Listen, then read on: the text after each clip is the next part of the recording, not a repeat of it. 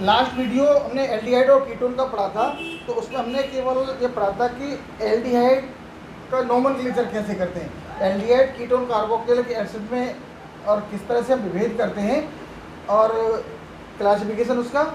और उसके बाद में एल्डिहाइड का जो नोमेनक्लेचर है वो कॉमन सिस्टम में क्या होगा और आईपीसी सिस्टम में क्या होगा, केवल इतना पढ़ा था।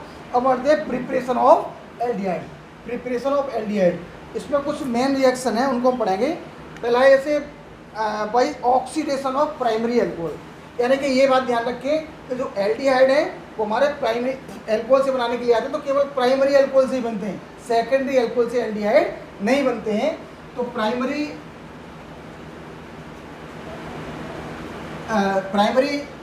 जो हमारा एल्डिहाइड वो एल्कोहल है, जैसे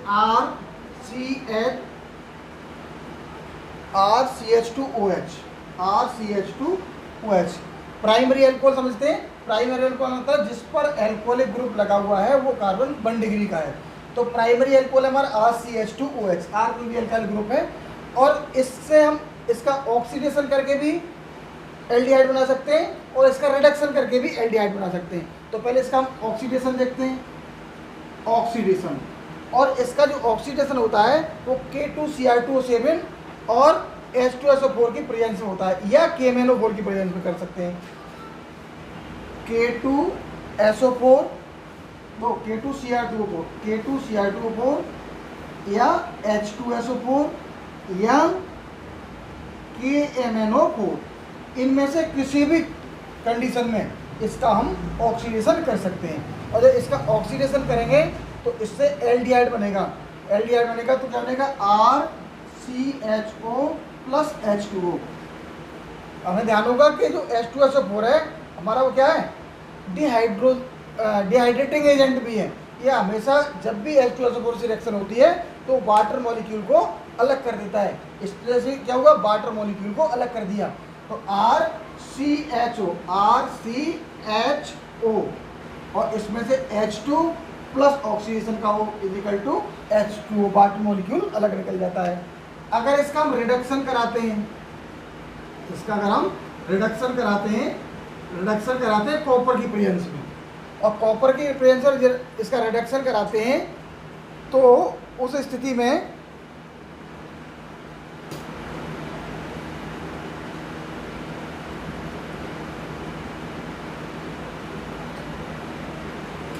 रिडक्शन का मतलब डिहाइड्रोजनेशन भी होता है, और कॉपर की प्रेजेंस में कराते हैं, और कॉपर की प्रेजेंस कराने पर भी RCHO plus hydrogen gas. Reduction का मतलब डिहाइड्रोजनेशन, हाइड्रोजन का निकलना, और ऑक्सीडेशन का मतलब ऑक्सीजन का जुड़ना। दोनों तरह से देख सकते हैं हम। तो ऑक्सीडेशन कराने पर भी एल्डिहाइड प्राप्त हो रहा है, लेकिन वहाँ पर वाटर मॉलिक्यूल रिलीज हो रहा है। रिडक्शन कराने पर भी एल्डिहाइड प्राप्त हो रहा है, लेकिन यहाँ पर हाइड्रोजन मॉलिक्यूल रिलीज हो रहा है। ये हमारा हो गया ऑक्सीडेशन और रिडक्शन के द्वारा, इससे प्राइमरी एल्कोहल से। तो प्राइमरी एल्कोहल का यूज़ हम कहाँ करते हैं, एल्डिहाइड की प्रिपरेशन में। ये पहला मेथड हो सकता है हमारा कि प्राइमरी एल्कोहल को एल्डिहाइड में कन्वर्ट करना, यानी प्राइमरी एल्कोहल से एल्डिहाइड कैसे बनाएंगे। दूसरा इसका इंपॉर्टेंट रिएक्शन है फ्रॉम हाइड्रोकार्बन में भी ओजोनोलाइसिस ऑफ एल्कीन का ओजोनोलाइसिस करके, बहुत इंपॉर्टेंट रिएक्शन है। जैसे RCH डबल बॉन्ड CHR-, ये हमारे पास कोई एक एल्कीन है।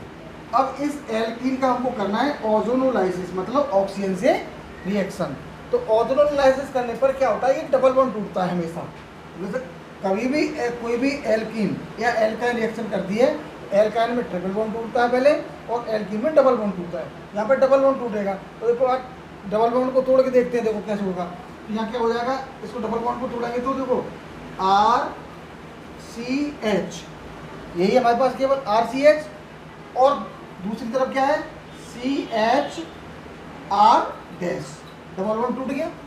अब ओजोनोलाइसिस का 3 ऑक्सीजन जुड़ने हैं, ये जुड़ते हैं इस तरह से, ये 3 ऑक्सीजन जुड़ गए, हो गया ओजोनोलाइसिस, इंटरमीडिएट कंपाउंड बन गया। अब यहाँ से ये टूटता है, तो ये टूटता है वो इस तरह से टूट जाता है।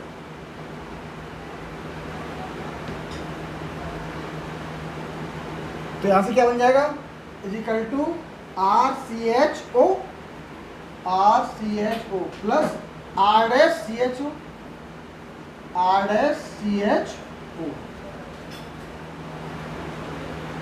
ठीक है ना। R और R डैश सेम भी हो सकते हैं और अलग अलग भी हो सकते हैं, इसमें कोई दिक्कत नहीं है। ये हमारा हो गया ओजोनोलाइसिस के द्वारा किसका, एल्कीन का। जब ओजोनोलाइसिस किया एल्कीन का, किसी भी एल्कीन का जब ओजोनोलाइज करेंगे तो उससे एल्डिहाइड। अब यहाँ पर देखो क्या है, एल्डिहाइड के 2 मॉलिक्यूल बन रहे हैं, एल्डिहाइड के 2 मॉलिक्यूल। अगर यहाँ सेम होगा तो वो एक जगह बन जाएंगे, अलग अलग है तो अलग अलग, इसलिए यहाँ पर अलग अलग दिखा दिया हमने। ऐसे इसकी और भी रिएक्शन है, एक नाइट्राइल से रिएक्शन है और फ्रॉम एसिल क्लोराइड से भी है, एल्काइन से भी है। एल्काइन से तो एल्काइन को पहले एल्कीन में कन्वर्ट कर लेते हैं और एल्काइन को एल्कीन में कन्वर्ट करने के लिए उसका क्या कहते हैं, डिहाइड्रेशन कराते हैं, H2SO4 से रिएक्शन कराते हैं। तो एल्काइन हमारी वो एल्कीन सबसे पहले एल्कोहल में कन्वर्ट हो जाती है, उससे फिर डबल बॉन्ड आ जाता है एल्कीन, तो उसको हम तोड़ करके फिर हम यही रिएक्शन हमारी हो जाती है। नेक्स्ट हमारा प्रिपरेशन ऑफ बेंजल्डिहाइड। बेंजल्डिहाइड की प्रिपरेशन करने के लिए क्या है, बेंजल्डिहाइड की प्रिपरेशन करने उसका तो रिंग स्ट्रक्चर आ गया, बेंजीन आ गई। तो बेंजल्डिहाइड की प्रिपरेशन करने के लिए और कई मेथड हैं। इसमें एक मेथड है जो हमको मिलेगा, इटार्ड रिएक्शन के नाम से भी जाना जाता है उसको। उसमें टोलिन से रिएक्शन होती है।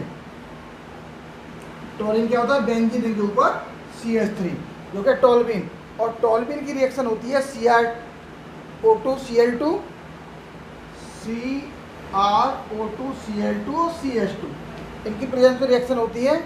और साथ में होता है इसका H3O पॉजिटिव यानी कि एसिड हाइड्रोलाइसिस। तो इससे बन जाता है हमारा बेंजल्डिहाइड CHO। ये रिएक्शन है, इसको हम इटार्ड रिएक्शन के नाम से भी जानते हैं। ऐसे ही इसमें और गैटरमान कोच रिएक्शन है। गैटरमान कोच रिएक्शन क्या है, कार्बन मोनोऑक्साइड HCl और एनहाइड्रस AlCl3 की प्रेजेंस में, और जो बेंजीन है हमारी वो एल्डिहाइड में कन्वर्ट होती है, डायरेक्ट बेंजल्डिहाइड में कन्वर्ट हो जाती है। ऐसे ही same reaction preparation of ketone की भी है। प्रिपरेशन ऑफ कीटोन में क्या है, जहाँ पर हम एल्कोहल से एल्डिहाइड की रिएक्शन कर रहे थे तो वो कर रहे थे हम प्राइमरी एल्कोहल से, और कीटोन की करेंगे तो सेकेंडरी एल्कोहल से। सेकेंडरी एल्कोहल की एक एग्जाम्पल देख लें कि सेकेंडरी एल्कोहल से कैसे रिएक्शन हो रही है। जैसे RCHOH R-, ये सेकेंडरी एल्कोहल है, ये 2D कार्बन है, इस पर एल्कोहल ग्रुप जुड़ा हुआ है, तो हमारा सेकेंडरी एल्कोहल हो गया। और सेकेंडरी एल्कोहल का सेम रिएक्शन वही है, जब एल्डिहाइड करा रहे हैं तो इसके ऑक्सीडेशन करा रहे हैं, एक तो इसका ऑक्सीडेशन कंडीशन वही है। ऑक्सीडेशन कराने में क्या होगा, R और R-, 2 चीज़ हो गई है ना, R और C डबल बॉन्ड हो।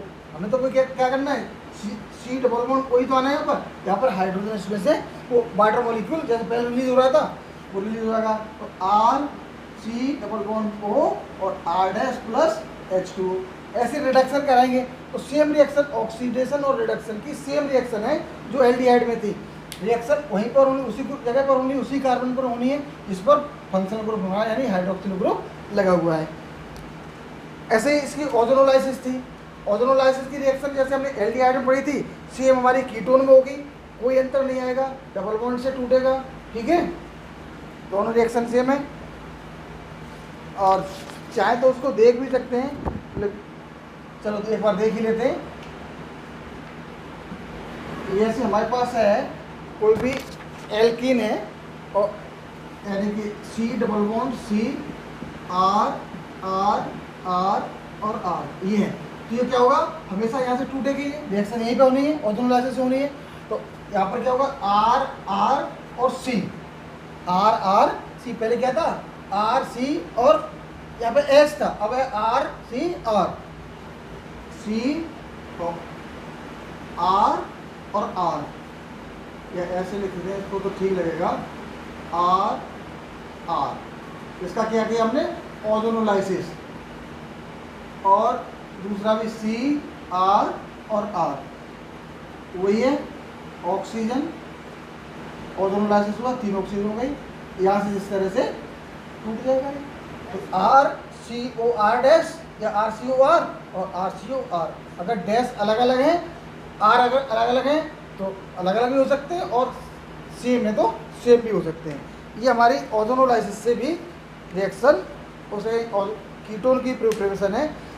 कुल मिला के हम ये कह सकते हैं कि एल्डिहाइड की जितने भी रिएक्शन हैं प्रिपरेशन की, सेम रिएक्शन हमारी कीटोन की हैं। अंतर क्या है कि एल्डिहाइड में प्राइमरी लिया गया है, जैसे एल्कोहल से है तो प्राइमरी एल्कोहल लिया गया है, ठीक है, और जो कीटोन है उसमें सेकेंडरी एल्कोहल लिया गया है, ठीक है। एल्कीन में कोई अंतर नहीं है, एल्कीन में दोनों सेम है रिएक्शन, चाहे वो एल्डिहाइड की हो चाहे कीटोन की हो। अब preparation of aromatic ketone, aromatic ketone जैसे एरोमेटिक एल्डिहाइड हमने पढ़ा था बेंजील्डिहाइड, जैसे एरोमेटिक कीटोन है, तो एरोमेटिक कीटोन में हम फ्रीडल क्राफ्ट रिएक्शन के द्वारा करा सकते हैं। फ्रीडल क्राफ्ट रिएक्शन में बेंजीन रिंग की जब RCOCl से रिएक्शन होती है तो देखो बेंजीन रिंग यानी बेंजीन प्लस RCOCl, ये क्या हो गया एसिटाइलेशन, एसिटाइलेशन ऑफ बेंजीन। हम ये कह सकते हैं कि बेंजीन का एसिटाइलेशन करने पर हमको कीटोन प्राप्त होता है। तो इजिकल टू क्या होगा हमारा, ये बेंजीन तो हमारी है ही। अब यहाँ पर जो हमारा R है वो कोई एल्काइल ग्रुप भी हो सकता है और एल्काइल ग्रुप एराइल ग्रुप भी हो सकता है। तो यहाँ पर C डबल बॉन्ड O और R। अगर यहाँ पर दूसरा बेंजीन है तो दूसरा है तो एसिटोफिनोन बन जाएगा ये। अगर R यहाँ पर दूसरा बेंजीन लगा दिया जाए तो एसिटोफिनोन यानी कि यहाँ पर C6H5COCl से रिएक्शन करा सकते हैं, या CH3COCl से रिएक्शन कराए तो या CH3 बन जाएगा, लग जाएगा हमारा। तो R और R डैश अलग अलग हो जाएंगे। तो इस तरह से हम इसको बोलते हैं फ्रीडल क्राफ्ट एसाइलेशन, पहले ही पढ़ चुके हैं हम। एसाइलेशन हमेशा होता है RCOCl से और एल्काइलेशन होता है CH3Cl से, ठीक है। तो इस तरह से हमारी ये एल्डिहाइड और कीटोन की कुछ प्रिपरेशन थी। एल्डिहाइड और कीटोन की प्रिपरेशन हो गई है हमारी। अब इसके बाद है इसकी कुछ फिजिकल प्रॉपर्टीज़, जैसे फिजिकल प्रॉपर्टीज़ में बॉइलिंग पॉइंट। तो एल्डिहाइड और कीटोन के जो बॉइलिंग पॉइंट हैं वो कंप्रेसिवली जो मॉलिकुलर मास वाले एल्केन्स हैं उनसे ज़्यादा होते हैं, क्योंकि इसके अंदर और पोलर बॉन्ड बनता है, कार्बन ऑक्सीजन के बीच पोलर बॉन्ड बनता है, इसलिए वो कुछ ज़्यादा होते हैं। लेकिन जो है और यानी कि डाइपोल डाइपोल इंटरेक्शन बन जाता है between the opposite ends of carbon oxygen bond. The dipole interaction are however weaker in the intermolecular hydrogen bonding in alcohol. Alcohol के अंदर जो हाइड्रोजन बॉन्डिंग होती है उससे ये जो डाइपोल डाइपोल इंटरेक्शन होता है वीक होता है, इसलिए जो एल्कोहल हैं उनसे इनके बॉइलिंग पॉइंट कम होते हैं। क्लियर हो गया ना। एल्डिहाइड और कीटोन के जो बॉइलिंग पॉइंट हैं वो एल्डिहाइड और कीटोन के बॉइलिंग पॉइंट संबंधित मॉलिक्यूलर मास यानी बराबर लगभग बराबर मॉलिक्यूलर मास वाले, यानी कि सेम एल्काइल ग्रुप वाले या सेम एराइल ग्रुप वाले जो हमारे एल्केन या एरेन्स हैं उनसे तो अधिक होते हैं, क्योंकि उनके अंदर कोई बॉन्डिंग नहीं होती। जबकि एल्डिहाइड और कीटोन के अंदर C डबल बॉन्ड होता है तो पोलर बॉन्ड होता है, तो इसलिए यहाँ पर जो इसके अंदर इंटरेक्शन डाइपोल डाइपोल इंटरेक्शन पैदा होता है। लेकिन डाइपोल डाइपोल इंटरेक्शन की जो स्ट्रेंथ है वो हाइड्रोजन बॉन्डिंग से कम होती है, इसलिए एल्कोहल और फिनोल से इनके बॉइलिंग पॉइंट कम होते हैं। हमने पढ़ा था कि फिनोल और एल्कोहल में हाइड्रोजन बॉन्डिंग होती है, हाइड्रोजन बॉन्डिंग के कारण उनके बॉइलिंग पॉइंट ज़्यादा होते हैं, इनके हाइड्रोजन बॉन्डिंग के एब्सेंस के कारण बॉइलिंग पॉइंट लो होते हैं। लेकिन सॉल्युबिलिटी की अगर बात करते हैं तो लोअर मेंबर्स जो हैं इसके, यानी कि केवल 4 कार्बन तक के जो एटम है, 4 कार्बन के मेथिल एल्डिहाइड या मेथिनल, एसिड एल्डिहाइड, प्रोपेल एल्डिहाइड और ब्यूटिल एल्डिहाइड, 4 कार्बन तक के जो हमारे इसके एल्डिहाइड और कीटोन्स हैं वो हमारे वाटर में सॉल्युबल होते हैं। बाकी हमारे वाटर में सॉल्युबल नहीं होते हैं, ठीक है, क्योंकि ये हाइड्रोजन बॉन्डिंग तो बनाते नहीं है, तो इसलिए वाटर में सॉल्युबल नहीं होते, केवल 4 तक होते हैं।